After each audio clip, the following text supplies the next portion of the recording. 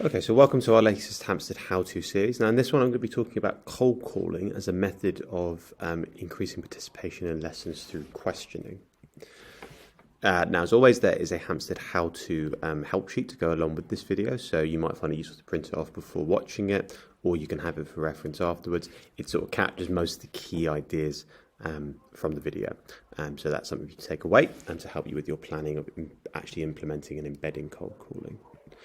First of all, what is cold calling? So simple definition, cold calling is a questioning technique that involves calling on students regardless of whether they raise their hand or not. Although, as we're going to see, there's a bit more to it than that, and implementing it well and effectively is, well, not challenging, but it's something that requires some skill and practice.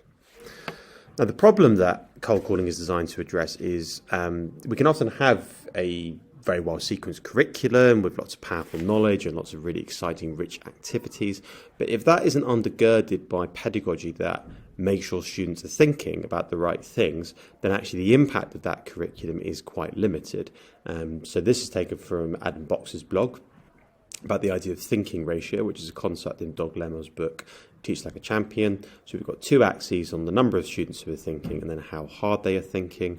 You can have lessons with really excellent curriculum, really well-designed activities, but actually if your pedagogy is not making sure that they're thinking about that, you will end up with a lot of students in this quadrant, okay, where there's a few students doing thinking and most of them aren't thinking that hard.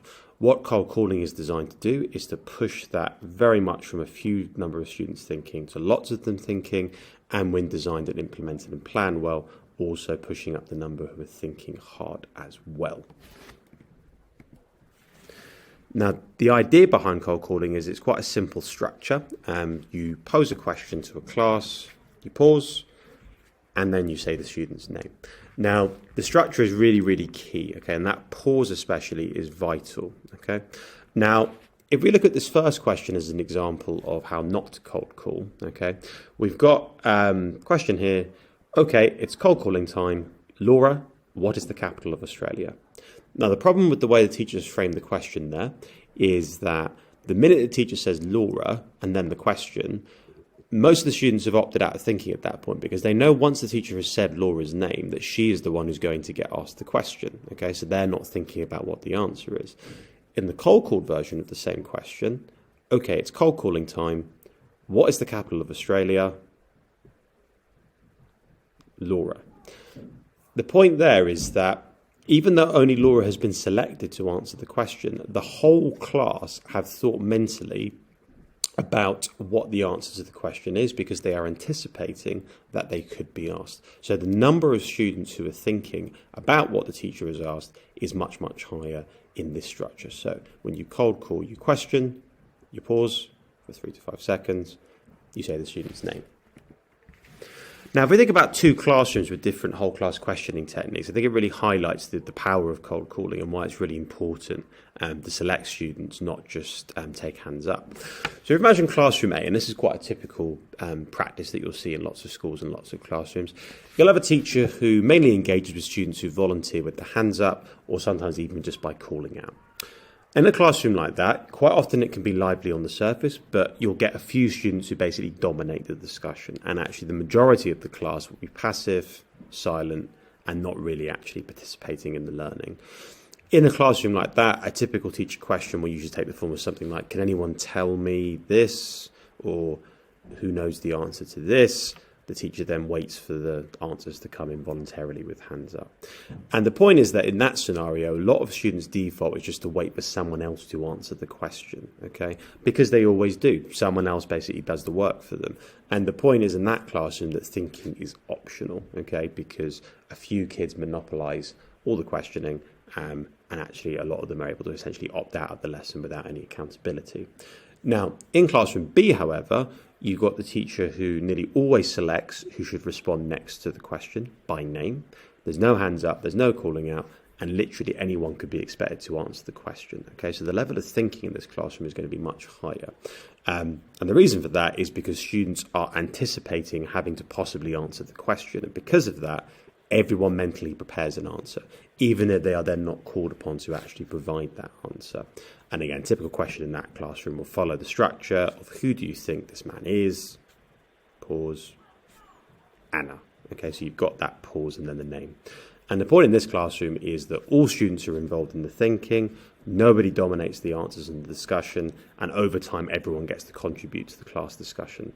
And the key thing in this classroom is that thinking is required from everyone, not just a few self-selecting students who volunteer by putting their hand up. Now, in terms of like the research on the impact of cold calling, so Doug Lemoff, the author of Teach Like a Champion, he has described cold calling as the single best technique for improving thinking ratio, rigour, and the level of expectations in classrooms. And Tom Sherrington, a very well-known education blogger and author of the excellent The Learning Rainforest, former head teacher as well, he has described cold calling as the number one strategy for inclusive classrooms and advocated that every teacher should use cold calling as their default questioning mode. So in both cases, very, very adamant that cold calling is one of the most impactful techniques that students can embed in their classroom pedagogy. Now, there are 4 key reasons to cold call, really, and some of them we've already touched upon. Okay, the first key reason is about increasing the number of students who are thinking and creating what Lemov calls engaged accountability. So the point is that if students come to think, expect and prepared to answer a question at any time, the number of them who are thinking is much bigger than in the classroom where the students get to volunteer. And why is that important? Right, we know from Daniel Willingham, very well-known cognitive scientist, that memory is the residue of thought. So memory is the residue of thought. And what that means is that if students aren't thinking, they aren't learning. Okay, so it's really important to increase the number of students who are thinking at any moment in your classroom, because it is the thinking which will generate the learning. Without that, there is no learning. The other key thing about cold calling is it's a really useful technique for teachers to use to check for the understanding of their classroom. If you only ask students who put their hand up, you're going to think that you've achieved more mastery in your presenting of the material than you actually have done. Okay, what you need to be doing is asking questions of any and every student in the class if you're serious about trying to gain a sense of the impact of your teaching. Okay, so again, that randomizing element of cold calling allows you to get a more realistic view on actually how impactful your teaching has been. Another key thing about cold calling is the impact it has on the pacing of your questions. Okay, what will quite often happen in classrooms with hands up is you'll get the same 2 or 3 students put their hands up, and then you will have sort of 15 to 20 seconds of quite painful dialogue of the teacher trying to get other students to answer it. Okay, so a typical dialogue might go something like, so who can tell me the year of the Battle of Hastings? Right, I've got 3 hands. I want to see some people I've not heard from today. 4 or 5. There's really only 5 people who know the answer to that question. Right, I need to remind you that participating is really important in these lessons. 6, 7, okay, Ahmed. Now, the point about that is that if all of your questions are like that, that means that it's going to take you 15 to 20 seconds per question, okay? Cold calling is much more time efficient because by directing the questions at particular students, you're going to up the tempo and students in time will come to match it, okay? So there's a pacing element of cold calling, which is also very important, okay? The other thing about cold calling is it can also be used to support other techniques and classroom activities. So it's very good to kind of like make students aware that you're going to back end an activity or a task with a bit of cold calling to actually like provide accountability and let them know they need to engage in the sort of serious thinking and the rigorous activities you prepared for them. So, for example, if you're going to get students to think, pair, share, well, we know teachers sometimes have concerns with think, pair, share because how do you know the students are talking about the right things? If you tell students in advance, right, 30, 40 seconds to think, pair, share about this question. I am going to cold call half a dozen of your pairs to tell me what your thoughts are. Make sure that you're talking about the right things. Okay, so it's a method that you can combine with other classroom techniques to ensure a higher level of participation and engagement in them. But as we know, poor implementation can do as much harm as good, as Lemov says in the chapter on cold calling. So the key thing is, what do we need to do to make cold calling really effective? So I'm going to give you 5 things you can do to make your cold calling as impactful and effective as possible. First key thing is about keeping it predictable, okay? Students need to know cold calling is a possibility in your classroom, so they anticipate being asked. The anticipation is the important thing. That's what they're thinking, right? That's what you want to do. You want them all to be anticipating having to answer, because that means they're thinking of an answer, even if you don't actually end up calling on them to answer it. And that creates what Lemov calls a culture of engaged accountability, which I think is a really good expression. If you cold call for a few minutes at least every single lesson, and you talk to your students about why you cold call, it's predictable for them, it's transparent, and they're going to anticipate being asked even if they don't have their hand up. Yeah. And one thing that can be really good to make it predictable for students is to use something called a rollout speech when you begin using it. Now, the basic idea of a rollout speech is this is essentially a kind of script that you use with students when you introduce a new teaching technique to kind of explain the rationale to them. I think it's really, really important if you are about to make cold calling systematic in your classroom practice to do this. So in the video link description, I've got a copy of the script that I'm using with my students currently for introducing cold calling. Now, the point about the script is you want to adapt it so it reflects your teacher voice and your values, and also to give you a sense of ownership on it. So you might want to chop and change bits, delete some bits, add in others. But the key thing that you have to keep with cold calling is to frame it in a positive way, okay? You want to emphasize it's about giving lots of people the chance to shine in your lesson and about bringing lots of voices into the lesson, okay? So have a look at that rollout script, chop it, adapt it, change it, but very, very strongly recommend to use a rollout script that you've really planned and practiced before you start seriously embedding cold calling in your teaching practice. Second key thing about cold calling, make it systematic, okay? So make sure that your questions are genuinely sprinkled to all corners of the room, all the tables, and to a mixture of the attentive and the inattentive. Don't just target it at kids who are inattentive. It's really important not to use cold calling punitively, okay? It's not a punishment. It's about giving students the chance to shine and also to give you useful feedback as a teacher to see if students have grasped what you're teaching them. One thing that can really help with making it more systematic is to plan your cold call questions in advance. So if you've got, say, a starter, you can have some pre-planned questions, which maybe you could start with less challenging questions, working your way up to harder ones. You could have, for each questions, 3 or 4 students that you could potentially call on for it. You could plan 8 or 9 questions that way. It's quite good when you start cold calling to actually write down the questions you're going to ask, because it just kind of pushes you to come up with good questions, but also to make sure they are genuinely cold called. Okay. And again, key quote on this idea about not making it a punitive thing from Lemov's book, which I really like, is cold calls are universal and not an effort to single out students for lack of attention or in response to poor behaviour. Yeah, so that's why it's really important to spread your questions around the room and to not use them as a classroom behaviour management tool. And again, linked to that somewhat, keep cold calling very, very positive, okay? You want as many of them as possible to get the answer right. You're not using it as a gotcha, as sometimes randomized questions are done, to catch students out. When you're talking about it, use an upbeat tone. Talk about the idea about why wouldn't you want to participate and answer a question and get a chance to engage in learning.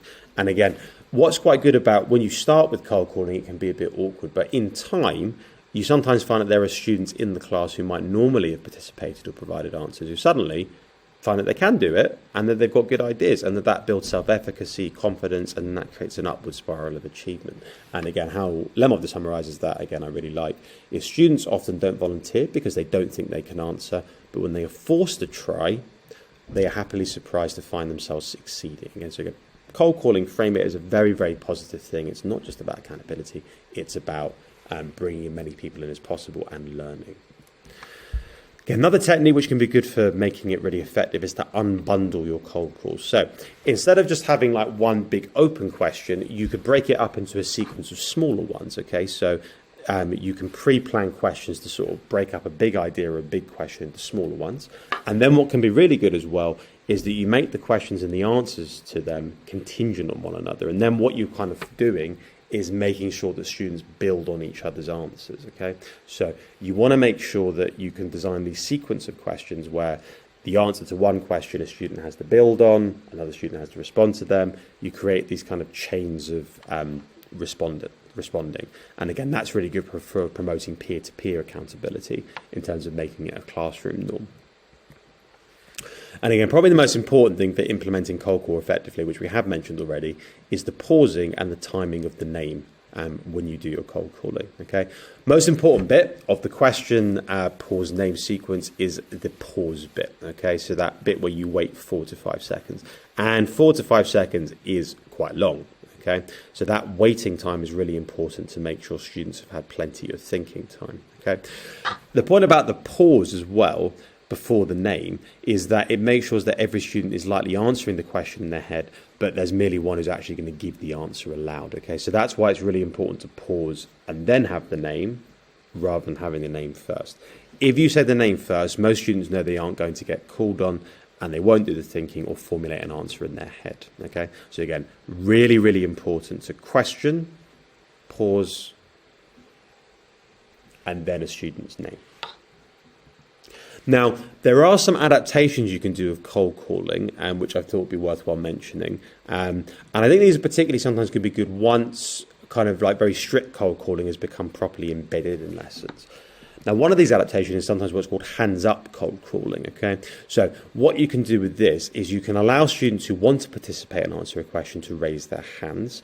And then what you can do in your questioning is select to a mixture of students with their hands up and then cold called ones, okay? So you can provide a mixture of, say, 50-50, hands up and cold called, okay? And that allows you to switch as well between activities. So you might say for some activities, this is a no hands up now section, so put your hands down. I'm going to cold call all of these.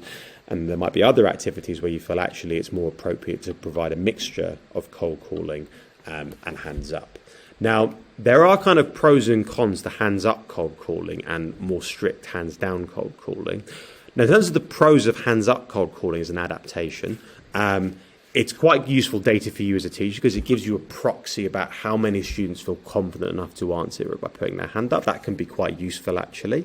And also, you want to potentially give students an incentive to raise hands and show that they want to participate. Yeah, it's a sort of message to you that they want to show you that they're engaged, that they're interested, and that has some value for sure. Okay. And also, if you have hands-up cold calling, that allows you to much more flexibly switch between having hands up and sort of randomise more strict cold calling. And that can also allow you to reward students who ask to participate. So you could say, cold call your first 3 questions, but then if those students who are super engaged, you want to reward them by getting them a chance to share their ideas, they can do that. So there are big pros to using hands-up cold calling. There are some downsides, though. One problem is that hands-up cold calling often tacitly encourages shouting out. So one advantage of cold calling is that you don't get that phenomenon of kids with their hands up, then shouting out their answer even though you've not picked them, because you can be it's much more strict. You answer if I ask you the question when I've cold called, okay? So that can be a problem, is that hands up can encourage tacitly shouting out in classrooms. The other key thing, and I think this is why I probably wouldn't start using hands-up cold calling when you first implement cold calling, is it can dilute cold calling and make it less apparent and systematic to students, right?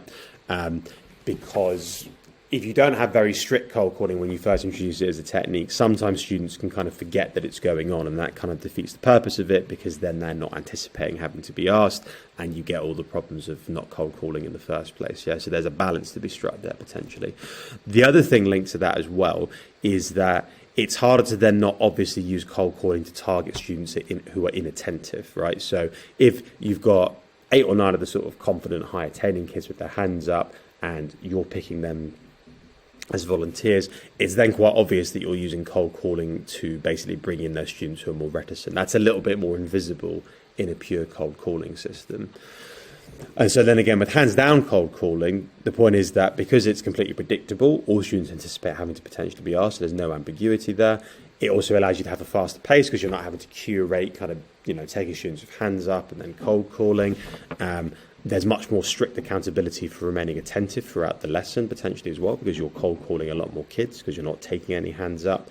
And it also means that students with their hands up aren't visible, and then what that means is that you're not visibly targeting reticent students. So if everyone appears to be cold called, it doesn't look like you're cold calling the students with their hands down and then picking the other ones with their hands up. So it makes that less of a problem than it is with hands up cold calling. In terms of like why some people think it's nice to have hands up rather than hands down cold calling, you've obviously got the problem with hands down, that it can can discourage over time putting your hand up in general. And obviously, actually, hands up in general is not a classroom behavior we want to get rid of, right? Hands up to ask a question of the teacher, right, is different to putting your hands up to answer a question, for example, yeah, or to say that you're stuck. And also, if you have very strict hands down cold calling, you obviously can't combine with choosing hands and having that kind of flexibility. So there are pros and cons to each one. My personal take on it is that I think it's quite good when you first start embedding cold calling to be very strict and use hands down cold calling, because it's also about shifting your habits as a teacher as well. And then over time, you can develop a kind of equilibrium where maybe you're more flexible, and depending on how you find it's going. Or you might just want to stick to the pure cold calling. But I would strongly recommend start with hands down and then maybe over time transition into hands up cold calling. Another thing that teachers are often very concerned about with cold calling is those students who are quite reticent or not confident academically. What can we do with cold calling to support them, to make it less threatening, to support them? Now, a few adaptations you can do of cold calling with those students. Really easy one, pre-calling, okay? So if you know you've got those students who are anxious speaking in front of the class, or those who've got language needs because maybe they're EAL, or those with slow processing needs, you can ask them before you go whole class, look, in 30 seconds I'm going to ask you this question, have a think about it. It gives them that bit more thinking time. Or if there are those students where you're trying to build up their confidence about speaking in front of the class, you can get them to share their idea with you and then say, yeah, that's great. Okay, I want you to say that to the class in a minute when I go to pick you, okay? Another little simple technique you can do for this is sometimes what's called batch cold calling. So this is an idea from Tom Sherrington, okay? So what you do here is you tee up a number of students in one go after you've asked your questions, okay? So what was the most important reason for the Russian Revolution? I'd love to hear your answers. I'll start with Abdi, then Talia, then Sarah. Now, what that kind of does is maybe I've tactically planned it because I know Abdi is quite quick on his feet, that he's going to be fine being cold called. Talia and Sarah, if maybe they need a little bit more thinking time, it's a bit less threatening because Abdi's already answered the question, had a go. They can use the time that he takes to answer it to formulate their answers. So that takes away the sense of gotcha because you're picking a group of students together. It sort of disguises the idea that students have been selected in quite the same way. And then finally, another key idea from Sherrington's blog is this idea of rehearsing and affirming. So you get students to share their answer non-verbally on a mini whiteboard or maybe in their book. You circulate and then maybe you select answers that are correct or interesting. Yeah, so you can say to a student, right, great answer, Amy. I want you to now explain to the class how you came to that conclusion. Okay, so get them to write an answer non-verbally and then you get them to share it whole class, okay, after you give them a bit of reassurance that actually they've got a good idea and you'd like them to develop it. So finally, just some do's and don'ts of cold calling before I leave you. First key thing, as we've already said, some of these we've mentioned a few times already, is be transparent and make it predictable for students, okay? That's really, really important, okay, that you're systematic about it, you're transparent about why you're doing it, and students predict it's happening because that's what builds the anticipation and the thinking that you want to generate. The first time you do it, script a rollout speech, use it. It will just really kind of help you as well reaffirm in your own mind the kind of rationale behind the activity. And I think students really value teachers when you talk to them about why you do the things that you do in their lessons. I also think when you start to embed it, a really good thing to do can be to pre-plan your questions, even if it's not for the whole lesson, for like, say, a starter activity, or if there's a particular explanation you're giving where you can pre-plan your questions. I think just writing them on a bit of paper and then possibly 3 or 4 students who could answer each type of question, that can be a really good thing to do. Don't forget that you always want to pause for 4 to 5 seconds before saying a name. A lot of teachers, when they first start embedding cold calling, do manage to do the question pause name, but the pause is like 1 second, okay? So make sure that you've got at least a few seconds before you say the name. You could, and as well, in terms of really big do, use it to ensure engagement with other activities like think, pair, share. Make sure that as you're speaking and you're doing cold calling, be very warm, use a positive tone, okay? Really convey through as much your body language and your tone that this is a positive thing. It's not about trying to catch them out, okay?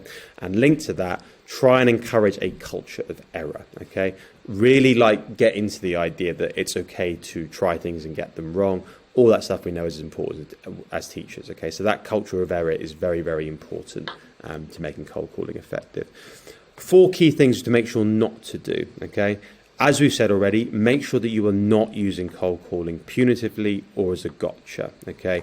really undermine the activity and the kind of like thinking that undergirds it. Okay, so don't use it as a gotcha. Okay. I also think don't start using it without making your expectations and your thinking transparent to students. And the reason for that is that cold calling is very, very slow if students don't really get initially that this is how questioning is going to go from now on. If you're very, very upfront with them about this is how things are going to be done over time, more of them will think about the things you've asked them to think about, and the pace will gradually pick up with the cold calling. The other key thing is not to only use low-level questions, and that's why pre-planning your questions can be good sometimes, okay?